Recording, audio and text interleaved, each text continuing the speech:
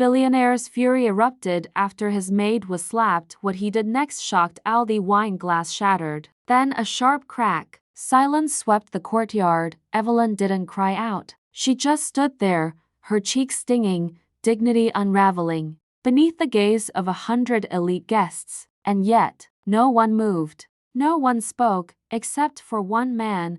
From across the marble floor, billionaire Charles Whitmore rose slowly, eyes locked on the man who had just struck his maid like she was nothing. That moment would ignite a storm no one saw coming. This is the untold fire behind Billionaire's fury after his maid was slapped. Welcome, story lovers. Where are you watching from? Drop your city in the comments and hit like to keep these stories alive.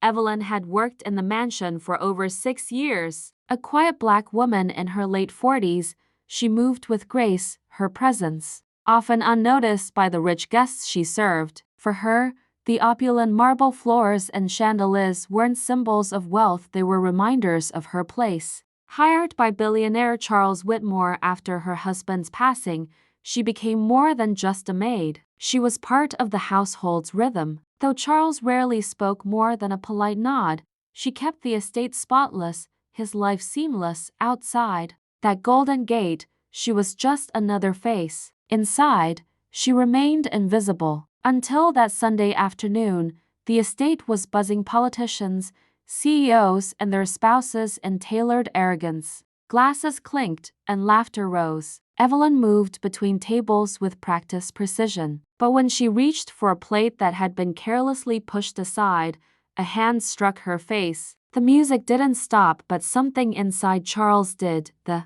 slap echoed louder in Charles's mind than in the courtyard. He hadn't seen it coming. One of his elite guests, Mr. Grayson, a man who spoke of family values on television, had backhanded Evelyn for accidentally spilling a drop of wine. A hush fell for a second, then discomforted murmurs. Evelyn stood still, her eyes glassy, cheeks red, lips trembling, but not from pain or humiliation.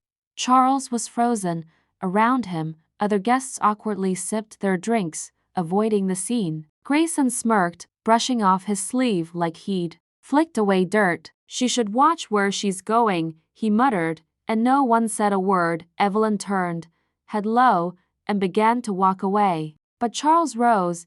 He wasn't sure what drove him, guilt, rage, or something more profound, but he followed her into the hallway. Evelyn, he said softly. Please, wait. She turned, eyes widened. For the first time in 6 years, he saw her as she truly was. A mother, a widow, a woman who had swallowed pride daily to survive in a world where people like Grayson laughed above her pain. He asked her to sit. She refused. I can't lose this job, sir. Charles said nothing. But something had shifted. He returned to the party, his expression unreadable.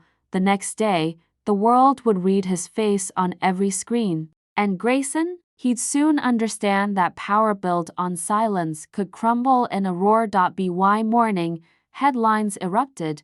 Whitmore cuts ties with influential senator after maid assault.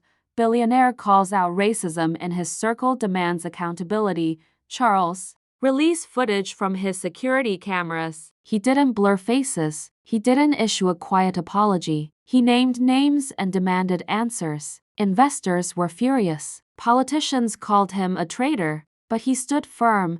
He publicly launched a $50 million foundation to protect domestic workers from abuse, discrimination, and silence. Evelyn watched it all from her small kitchen, tears on her cheeks, not of pain this time, but of validation. Grayson lost donors, reputation, and eventually his seat. The slap that was meant to humiliate Evelyn instead exposed an entire system of indifference. Dear audience, if you're enjoying the story, don't forget to give it a like, it helps. Charles didn't become a hero overnight. He lost friends, business, deals collapsed, but he gained something more powerful: clarity. For Evelyn, the foundation changed her life. She became its first advisor, helping thousands of women whose pain had once gone unnoticed. Her voice, once soft, became a roar. This wasn't just about one slap or one man's outrage, it was about centuries of being unseen.